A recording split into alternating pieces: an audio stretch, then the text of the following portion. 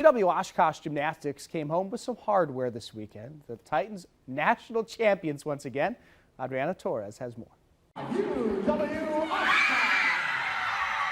For the second straight year, the Titans hear their name called. They're national champions. My voice is cracking because we were going absolutely insane at nationals, just trying to keep up the energy. The second we heard it, there were instant tears everywhere. We were not expecting it. Screaming and laughing, and it was just so overwhelming and exciting. UW-O finishing with a 192.525 winning score, and Winona topping La Crosse, who beat them earlier this season. I think that there was some pressure of that repeat at the beginning of the season. Once the score started coming and the routine started going well, they kind of started believing more that this could happen. We kind of had this expectation to uphold, and it was kind of a uphill climb getting there, but we ended up on top, and it was great.